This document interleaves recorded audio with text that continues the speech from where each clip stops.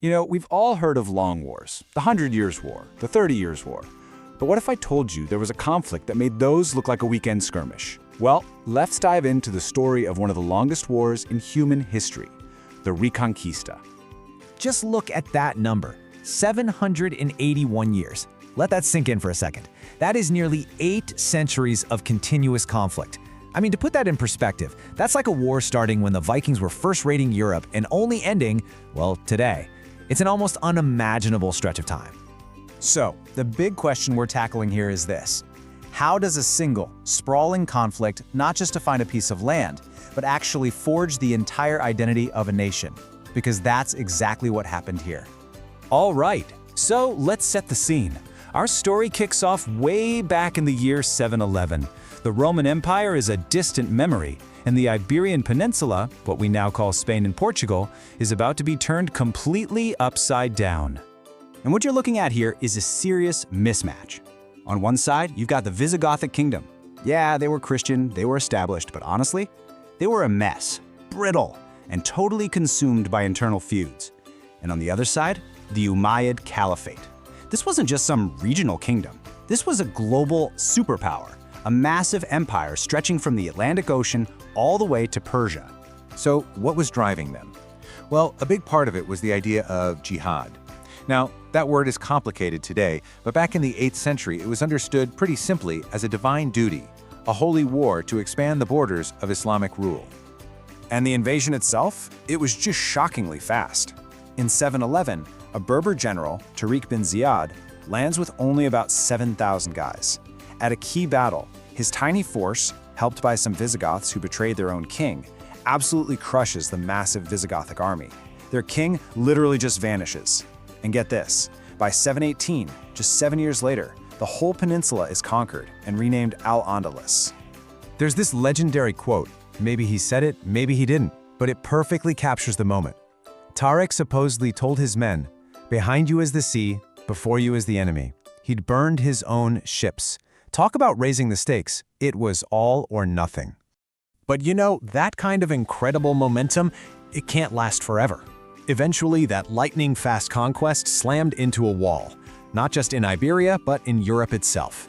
A line was about to be drawn in the sand. And that wall was in what we now call France. In the year 732, at the Battle of Tours, a Frankish commander named Charles Martel, they called him the Hammer, defeated the invading Umayyad army. Now, was it a strategic retreat or a miraculous Christian victory? Depends on who you ask. But everyone agreed on one thing. The push into the rest of Europe was over. So while this huge battle is happening up north, way back down in the mountains of northern Spain, this tiny, tiny spark of resistance starts to flicker. And when I say tiny, I mean it. It was described as basically a handful of huts, a church, and a very optimistic cave. This little resistance was led by a nobleman named Pelayo. He refused to give up. At a place called Covadonga, his small band of followers ambushed a Muslim force. Now, let's be real. In the grand scheme of things, it was a pretty small skirmish, but in the story they told themselves, it was everything. It became this powerful legend, this symbolic starting pistol for the entire Reconquista. And right as this is happening, there's a huge plot twist. The whole Umayyad Caliphate back in the Middle East gets overthrown and wiped out. But a single surviving prince escapes, flees all the way to Spain, and declares Al-Andalus an independent state. So suddenly, it's no longer just a province of a bigger empire, it's its own power. Okay, so for centuries, things are kind of in this tense standoff. The small Christian kingdoms in the north are too weak to really do anything, and the powerful Muslim south, well, they're pretty content. But then, things inside Al-Andalus start to crack, and the Christians see their chance. The tables were about to turn, big time. First though, Al-Andalus has its major glow-up moment. It declares itself a caliphate, and its capital, Córdoba, becomes one of the most incredible cities on earth. We're talking massive libraries, advanced medicine, stunning architecture.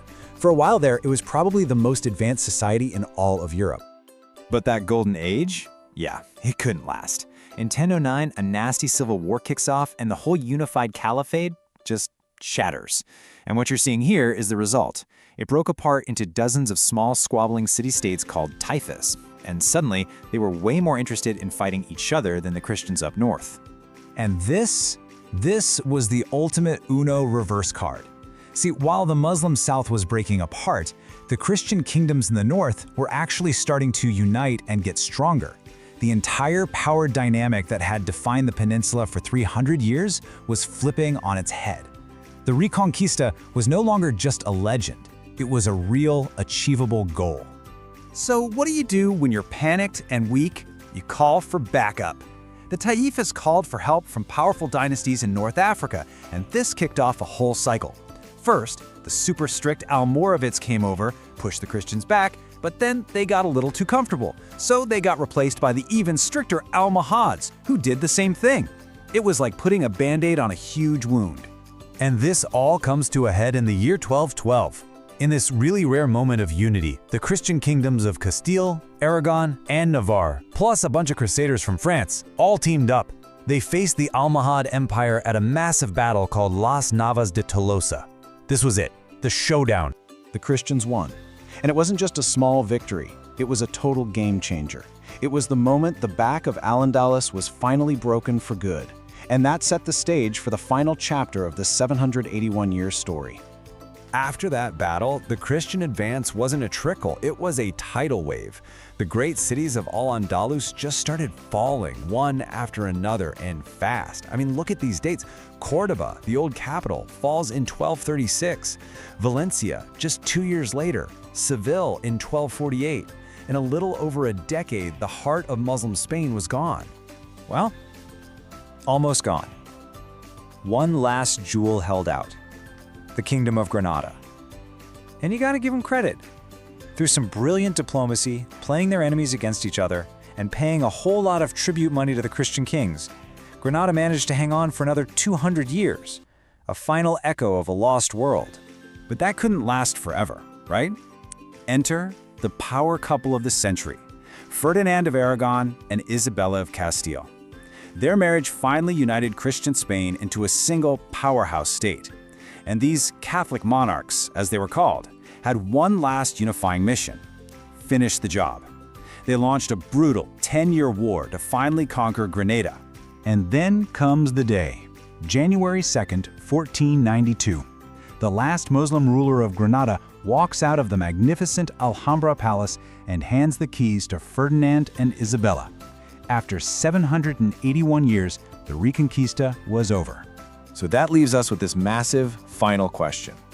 When a nation's entire identity has been forged by centuries of non-stop holy war, what happens when that war is finally over? Where does all of that energy, all that religious fire, that hunger for expansion, where does it go next? Well, in that exact same year, 1492, an Italian sailor named Christopher Columbus convinced those same monarchs to fund his voyage west, ready to carry that fire across the ocean to